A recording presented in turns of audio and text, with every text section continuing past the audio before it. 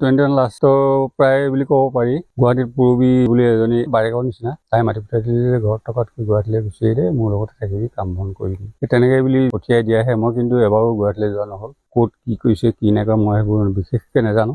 মাত্ৰ গুৱাহাটীত আছে বুলি জানো। পূৰবীৰ লগতে কিছুদিন আছিলে, তাৰপিছত এতিয়া পূৰবী আজি বেছি দিন হোৱা নাই, 15 দিনমান হৈছে নেকি, যে মোৰ ওচৰৰ পৰা তাই গুচি গ'ল, বেলেগ ৰুম ল'লে আৰু বেলেগকৈ থাকে তেনেকৈ বুলিহে মোক জনাইছে। বিশেষ কি হ'ল কি নাই মই এতিয়া নাজানো, ক'ব নোৱাৰো। মই ডাঙৰটোৰ মুখত শুনিছোঁ, জাগুনৰ পৰা ফোন কৰিছে ডাঙৰটোৱে যে ননৰ এক্সিডেণ্ট হ'ল, কিমান কি এক্সিডেণ্ট নাজানো, গতিকে অলপ চিৰিয়াছেই নেকি তেনেকৈ বুলি ক'লে। মানে কৈছে যে আমি গধূলি সময়ত তোমাৰ টিকেট কাটি লৈ ভাইটিৰ লগত দুয়োটাই আমি গধূলি সময়তে ৰাওনা কৰিম গুৱাহাটী, তেনেকৈ বুলি ক'লে। এতিয়া সৰুটো নাই, এতিয়া আহিব অলপ সময়ত পিছতে পাবহি। ঘৰত বৰ্তমান মই অকলে আছোঁ, ঘৰত নাই কোনো। কি কৰি আছিলে তাই গুৱাহাটীত, গম পাই নেকি? গুৱাহাটীত বিশেষকৈ মই একো নাজানো। আজি ইমানেই হ'ল যদি মই এদিনো নগ'লো, মাতি আছিলে প্ৰায়, মই অকলীয়াৰ কাৰণে মই বোলো যাব নোৱাৰোঁ, গতিকে আজিলৈকে যোৱা নহ'ল। কি কৰিছিলে কি নাই তাইহে জানিব। দুদিনৰ আগতে তাই ফোন কৰিছিলে মোলৈ, ফোন কৰি ক'লে যে পইচা পাতি কিবা দৰকাৰ হৈছে যদি কবি বোলো, এইকেইদিনতে পঠিয়াই দিম। মই ক'লো যে মোৰ ডিব্ৰুগড় মেডিকেল যাব লাগে, চকুৰ অলপ অসুবিধা হৈছে, গতিকে চকুকেইটা দেখাবৰ কাৰণে যদি পাৰ দিবি 2-4 হাজাৰ টকা তেনেকৈ বুলি কৈছিলোঁ। আজি কাইলৈৰ ভিতৰতে দিয়া কথা আছিলে। এতিয়া কি হৈছে কি নাই মই বিশেষকৈ নাজানো,